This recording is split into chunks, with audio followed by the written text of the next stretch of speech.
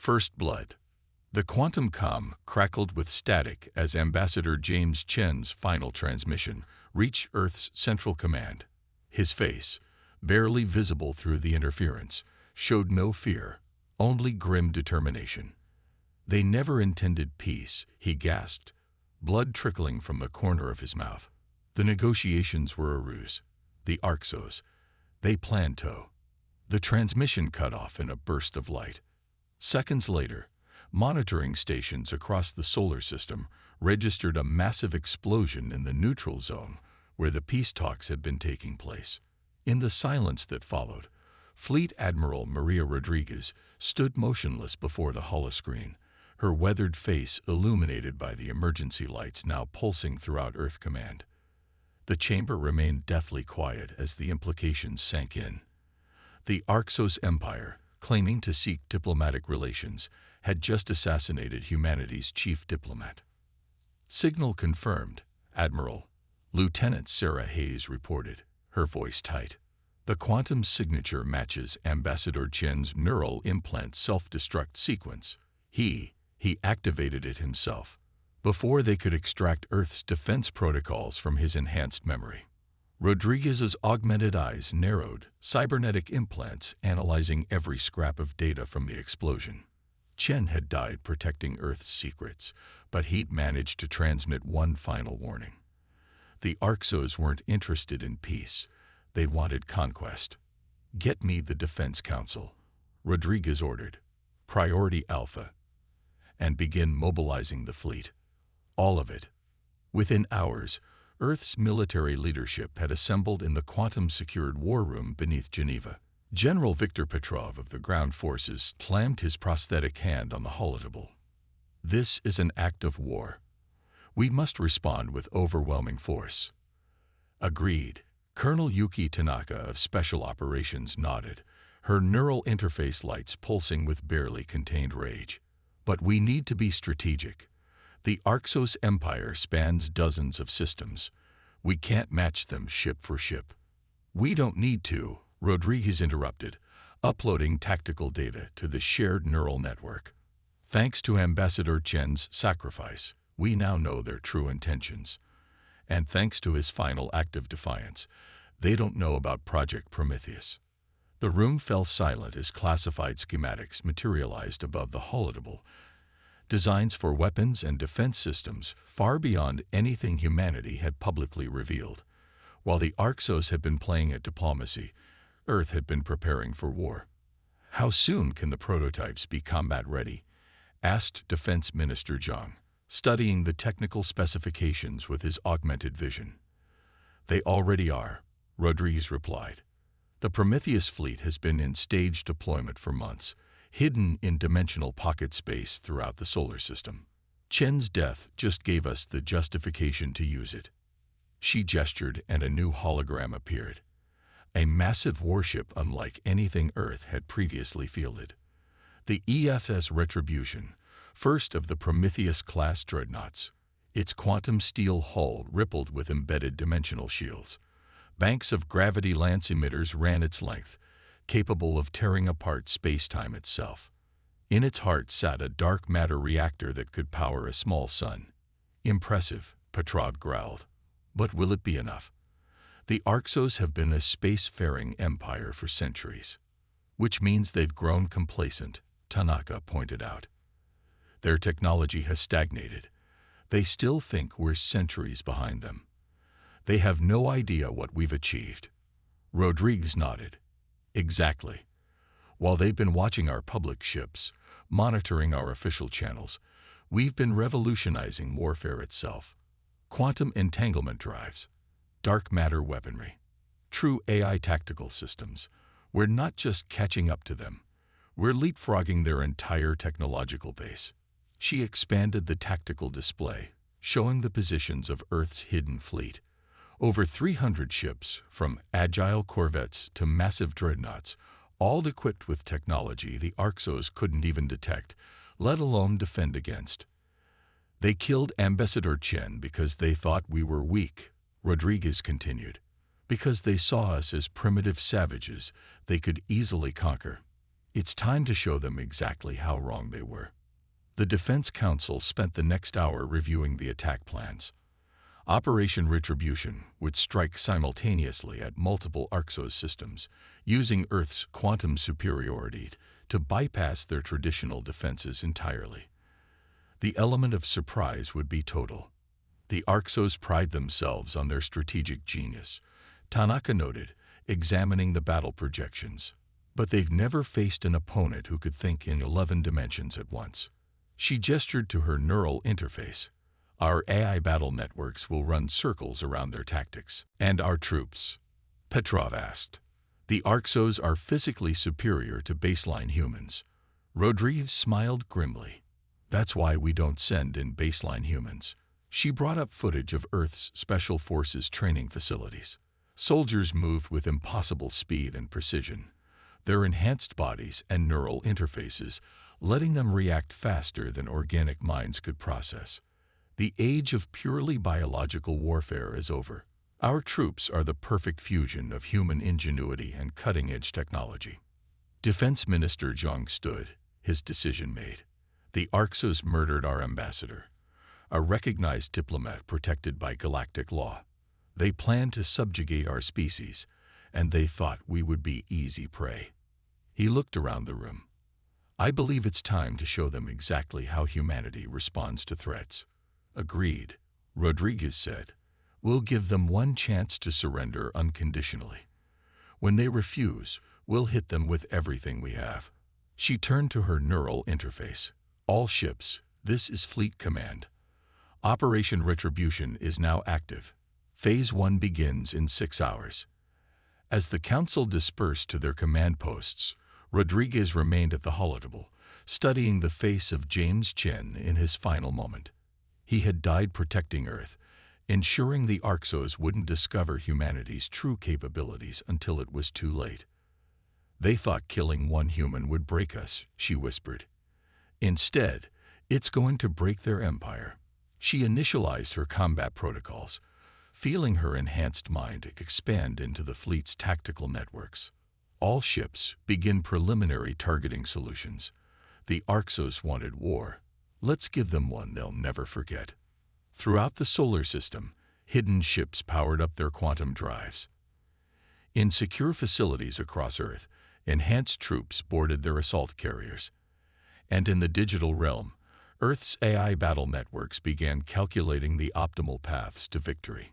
The Arxos had just made the biggest mistake in their empire's history. They had awakened a sleeping giant and given it the perfect justification for unleashing its full technological might. Humanity wasn't just going to defend itself. It was going to reshape the galaxy. Operation Thunderstrike. The Arxos border defense station hung in space like a twisted metal flower, its petals bristling with weapons that had kept their empire safe for centuries. Commander Krell watched his sensor displays with satisfaction. No ship could approach without being detected by their quantum arrays. No weapon could penetrate their layered shields. He was wrong on both counts. The first sign of attack came when reality itself seemed to tear open. The EFS Retribution emerged not from hyperspace, but from between the dimensions themselves, appearing inside the station's defensive perimeter. Before the Arxos crews could even react, the massive ship's gravity lenses activated. Space twisted. Matter screamed. The station's supposedly impenetrable shields shattered like glass as fundamental forces were rewritten at a quantum level. Krell had time for one burst transmission. Impossible. Before his command center ceased to exist. Admiral Rodriguez watched the battle feed through her neural interface, her enhanced mind processing information from hundreds of ships simultaneously. First strike successful, she announced to the war room. All primary targets acquired. Phase 2 is go. Across Arxos space, the same scene played out at dozens of military installations. Earth's hidden fleet struck from impossible angles, using weapons that ignored traditional defenses completely. The Prometheus-class ships didn't just attack their targets, they rewrote the laws of physics around them. Multiple Arxos battle groups responding. Lieutenant Hayes reported, her consciousness merged with the fleet's tactical network. They're attempting to coordinate a counterattack. Rodriguez allowed herself a grim smile. Let them try. Activate the AI battle networks. The quantum computers that ran Earth's combat systems weren't simply advanced calculators. They were true artificial intelligences, capable of thinking in multiple dimensions simultaneously. As the Arxos fleet approached in textbook attack formations, humanity's ships responded with strategies no organic mind could conceive. The battle that followed would be studied for centuries to come. The Arxos brought overwhelming numbers and centuries of military doctrine. Earth's forces countered with technology that bordered on magic and tactics that existed in 11 dimensions at once. Arxos warships fired salvos of plasma torpedoes, only to have them curve impossibly through space to strike their own ships. They launched fighter squadrons that found themselves operating in time dilations, their pilots aging years in what felt like seconds. Every tactic they attempted was predicted and countered before they even executed it. Their flagship is trying to retreat, Hayes noted. They finally realize what they're dealing with. Too late, Rodriguez replied. Initiate capture protocols. I want their command staff alive for interrogation. The EF's Retribution's quantum fields reached out, encompassing the Arxos flagship in a bubble of altered spacetime. The massive alien vessel, pride of their fleet, hung helpless as Earth's most advanced warship approached. In the flagship's command center, High Admiral Vexthor watched in horror as his ship's systems went dark. Their weapons, their engines, even their artificial gravity, all dead, disabled by technology he couldn't even understand. When the boarding pods attached to his hull, he expected to see human troops in heavy armor. Instead, what came through the airlocks defied description. Earth's enhanced soldiers moved like liquid mercury, their neural interfaces letting them react faster than thought. Their quantum phase armor shifted and adapted to any attack. They weren't simply humans with better technology. They were the next step in human evolution, augmented by centuries of advancement compressed into decades. The bridge was secured in seconds.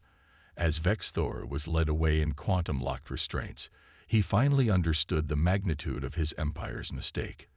They had judged humanity by their public face, their diplomatic ships, their trade vessels, their colonial outposts. They had never suspected the technological revolution happening behind the scenes.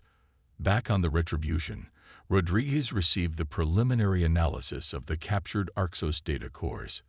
It's as we suspected, she told the War Council. The attack on Ambassador Chen wasn't a rogue operation. It went all the way to their Imperial command. They'd been planning to invade Earth for years. Then they should have struck years ago, General Petrov growled through his neural link. Before Project Prometheus was ready. Before we turned their technological advantage into our weapon. The tactical displays showed the extent of Earth's victory. In less than 6 hours, humanity had destroyed or captured 30% of the Arxos military infrastructure. Their supposedly invincible border defenses had been bypassed completely. Their command and control networks were in chaos. But Rodriguez knew this was just the beginning. They'll regroup, she warned. They'll adapt their tactics, try to counter our technology. And they still outnumber us significantly. Numbers mean nothing against quantum superiority, Colonel Tanaka replied.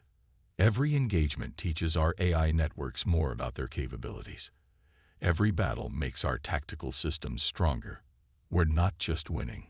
We're evolving faster than they can respond. Rodriguez nodded, studying the captured Arxos commander through the ship's security feeds. Send word to Imperial Command, she ordered. Tell them humanity is willing to accept their unconditional surrender. If they refuse, she let the threat hang unspoken. The response came within hours. The Arxos Empire, convinced of their technological superiority, refused to believe they could be truly defeated by a species they had dismissed as primitive. They would commit their entire military to crushing this human rebellion. As expected, Rodriguez said, receiving the message. They still think this is a lucky strike, that they can overwhelm us with brute force. She opened a channel to all Earth forces. All ships, execute Phase 3. Show them exactly what humanity is capable of when pushed too far. The real war was about to begin. And humanity wasn't fighting for territory or resources. They were fighting to ensure that no alien empire would ever again mistake technological restraint for weakness or diplomatic overtures for vulnerability. The galaxy was about to learn a harsh lesson about human potential, and the price of that lesson would be paid in the shattered remnants of an empire that dared to murder a single human diplomat. The hunter becomes the hunted. Deep in Arxos territory, the EF's Retribution's quantum sensors detected something unusual. Admiral Rodriguez studied the readings through her neural interface, her enhanced mind processing the 11-dimensional data streams. What looked like empty space to conventional scanners revealed itself as a massive military staging ground. They're gathering their entire reserve fleet, Lieutenant Hayes confirmed, her consciousness merged with the ship's eye. Over 2,000 vessels. They think they can overwhelm us with sheer numbers. Rodriguez's augmented eyes narrowed. They still don't understand what they're dealing with. Deploy the quantum mines. Throughout the sector, invisible tiers in spacetime opened as Earth's most advanced weapons activated. The Arxos ships had no warning as reality itself turned against them. Entire battle groups vanished into dimensional pockets, their crews trapped in time dilation fields that would make seconds last centuries. Incoming transmission, Hayes reported. They're demanding our surrender. Show me. Grand Marshal Kexthor's holographic form materialized on the bridge, his chidness armor bearing the marks of imperial authority. Your initial victories were impressive, humans, he growled, but they mean nothing. You face the combined might of an empire that has ruled the stars for millennia. Surrender now, and we may yet show mercy. Rodriguez's response was not what he expected. She laughed. You still think this is about military might, she said, watching his alien features contort in confusion. You still don't see what you've done. She gestured, and the tactical display showed the true extent of Earth's operation. You didn't just attack humanity. You forced us to reveal what we're truly capable of. The quantum mines were just the beginning. As the Arxos reserves struggled to regroup, Earth's fleet struck from impossible angles. Ships appeared and disappeared through dimensional rifts, their weapons ignoring traditional defenses completely. The AI battle networks predicted and countered every tactic before it could be implemented. But it was the ground war that truly demonstrated humanity's evolution. On captured Arxos worlds, enhanced human troops moved like living quicksilver. Their neural interfaces let them process combat data faster than thought, their quantum phase armor adapting instantly to any threat. They weren't just soldiers. They were the next step in human military evolution. Multiple Arxos command centers going dark, Hayes reported. Their communication networks are collapsing. They can't coordinate their responses fast enough. Rodriguez nodded. They're fighting in 3 dimensions. We're operating in 11. Deploy the hunter-killer AIs. Earth's most advanced combat systems were unleashed. Artificial intelligences that could think in quantum terms, predicting probable futures and redirecting causality itself. The Arxos' supposedly unhackable systems fell before attacks they couldn't even detect, their defensive algorithms outdated by centuries compared to Earth's quantum computing.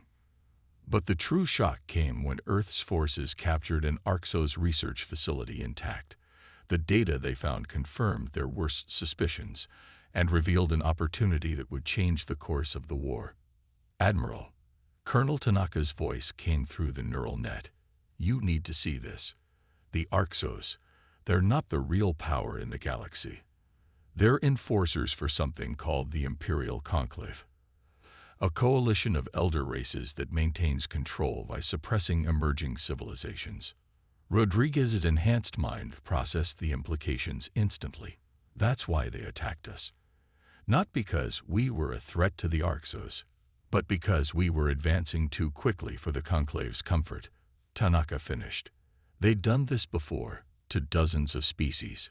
Keep them technologically suppressed, prevent them from reaching their full potential. The Admiral's augmented eyes narrowed as she studied the facility's data cores. The Arxos weren't just an empire. They were attack dogs, unleashed whenever the Conclave feared a younger species might challenge their dominion. Ambassador Chen's murder hadn't been about conquest.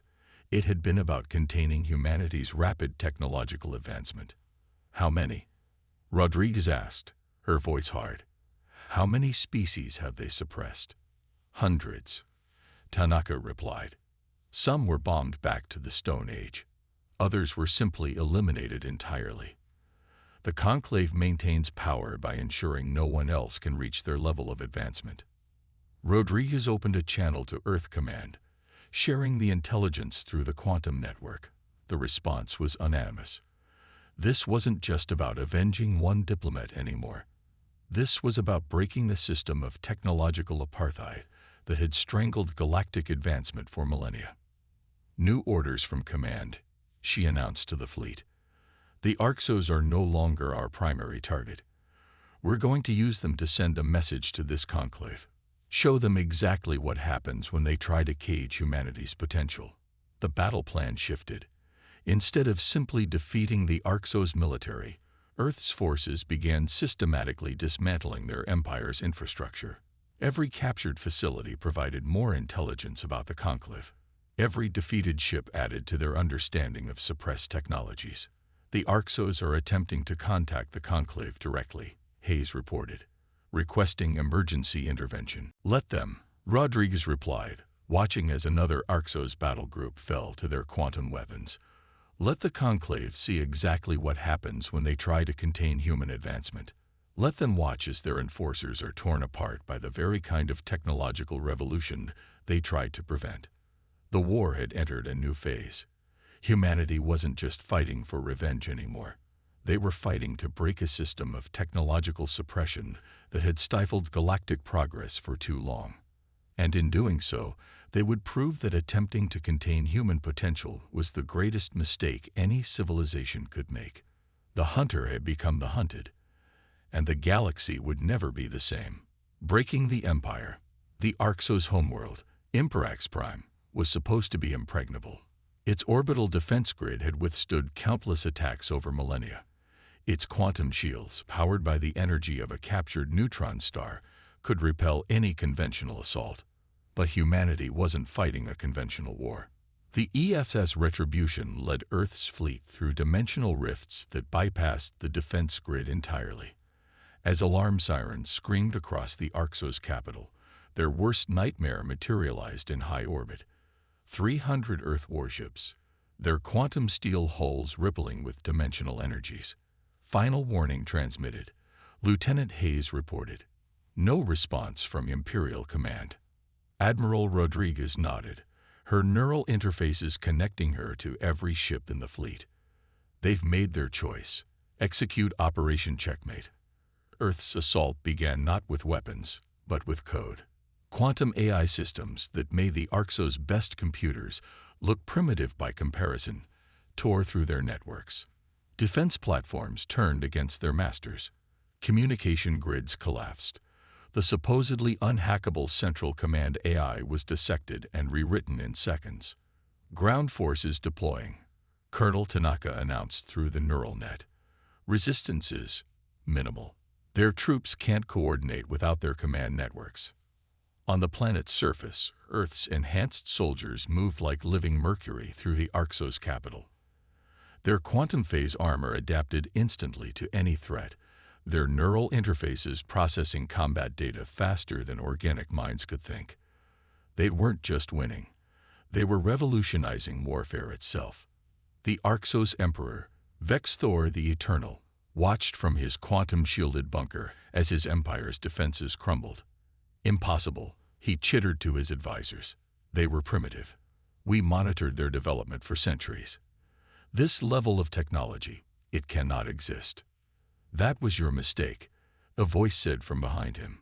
He spun to find Admiral Rodriguez standing in his secure chamber, having bypassed defenses that should have been unbreakable. You watched our public face, our trade ships, our colonies. She smiled coldly. You never saw what we were building in secret. The Conclave will not allow this, Vex Thor warned. They will not permit such advancement. The Conclave is next, Rodriguez replied. But first, we're going to use your empire to send them a message. Show them exactly what happens when they try to suppress human potential. The battle for Imperax Prime lasted less than 6 hours. Earth's forces didn't just defeat the Arxos military. They dismantled it with surgical precision. Every captured facility provided more intelligence about the Conclave. Every defeated ship added to their understanding of suppressed technologies.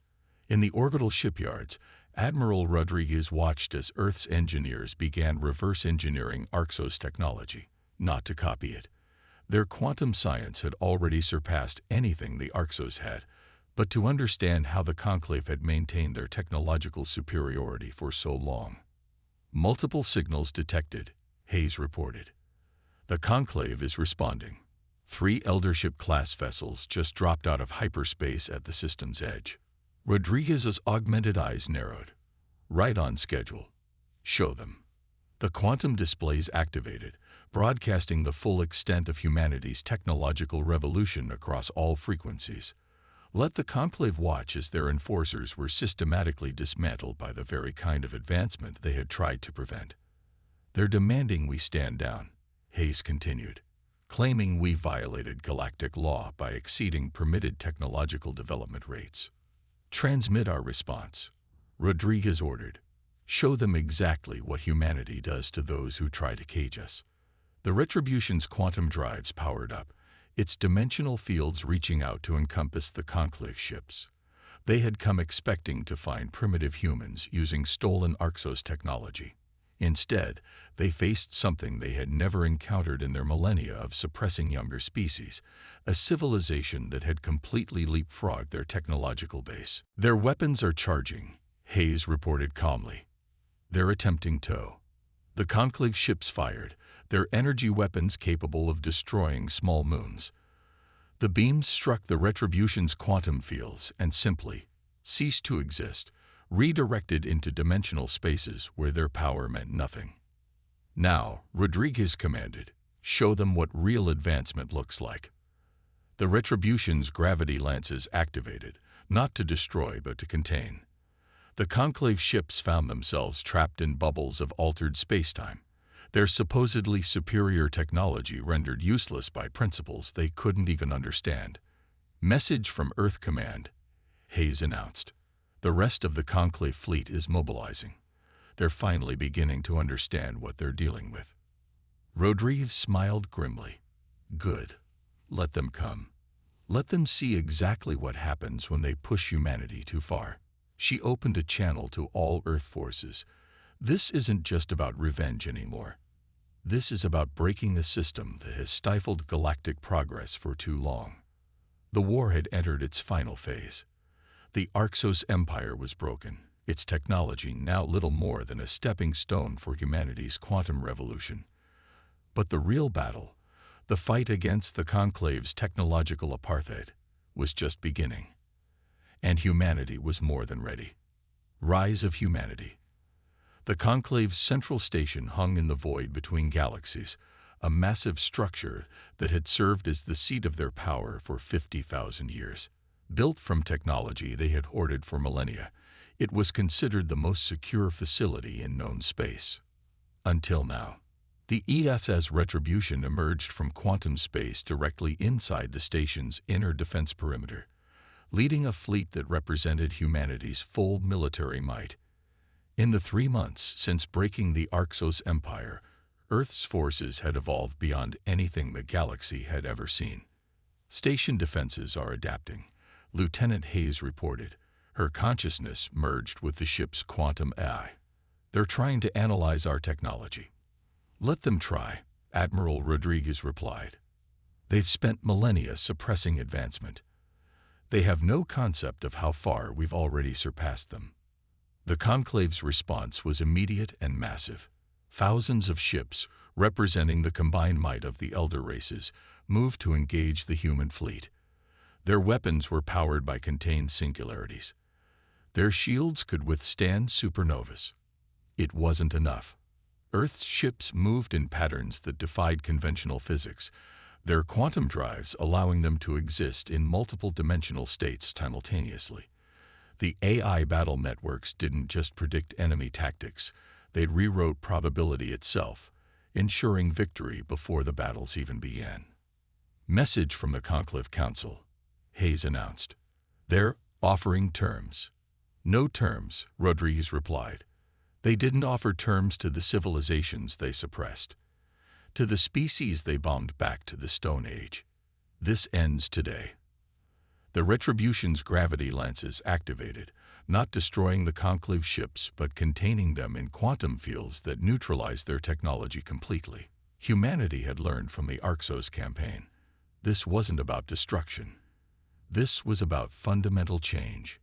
Inside the station, the Conclave's eldest members watched in horror as Earth's enhanced troops bypassed their most sophisticated defenses. The soldiers moved like liquid metal, their neural interfaces and quantum phase armor making them seem more like forces of nature than biological beings. High Elder Zaxur, who had overseen the suppression of countless rising civilizations, found himself face to face with Admiral Rodriguez. "You don't understand what you're doing," he warned. "Without our guidance, without technological controls, the galaxy will descend into chaos." "No," Rodriguez corrected him. "The galaxy will finally be free to advance, to evolve, to reach its true potential." Her augmented eyes studied him with something like pity. "You didn't suppress technology to prevent chaos. You did it to maintain your power." Through her neural link, Rodriguez could see the final phase of Operation Liberation unfolding. Earth's quantum AIs were systematically dismantling the Conclave's control networks, releasing the suppressed technological data they had hoarded for millennia. "The Arxos were just your enforcers," she continued. "But killing Ambassador Chen was their idea, wasn't it? They saw us advancing too quickly, thought they could contain us before we became a threat." "You were exceeding permitted development rates," Zaxur insisted. "The established order." "The established order is over," Rodriguez interrupted. "You tried to cage humanity's potential. Instead, you forced us to reveal it fully. And now," she gestured to the quantum displays showing Earth's complete victory, "now you get to watch as we free every species you've suppressed." The liberation of the galaxy took less than a standard month. Earth's forces systematically dismantled the Conclave's power structure, releasing the technological constraints that had held countless civilizations back. The response was beyond even humanity's expectations. Species that had been trapped at pre-industrial levels for millennia surged forward, their natural development no longer artificially stunted. Civilizations that had been forced to abandon their most advanced research reclaimed their potential. The galaxy awakened. In the aftermath, humanity emerged not as conquerors, but as guardians of progress. The Earth Alliance became a beacon for species throwing off the chains of technological suppression. The quantum revolution that the Conclave had feared became a gift freely shared with any civilization ready to advance. Reports from the Andromeda expedition, Hayes announced, 6 months after the Conclave's fall, 3 more suppressed civilizations discovered. Their development protocols have been disabled. Rodriguez nodded, watching through the Retribution's quantum sensors as another young species launched their first FTL test flight. "Send them our standard package, quantum physics, neural interface specs, AI development protocols. Let them advance at their own pace." The murder of one human diplomat had led to the liberation of an entire galaxy. The Conclave's attempt to contain humanity's potential had instead unleashed it fully, creating exactly the future that they had tried to prevent. But it was not the chaos they had feared. Instead, the galaxy entered an unprecedented age of advancement and cooperation. Species that had been enemies under the Conclave's rule now worked together, sharing discoveries and pushing the boundaries of science further than ever before. And at the heart of it all was humanity, not ruling, but guiding, not controlling, but protecting.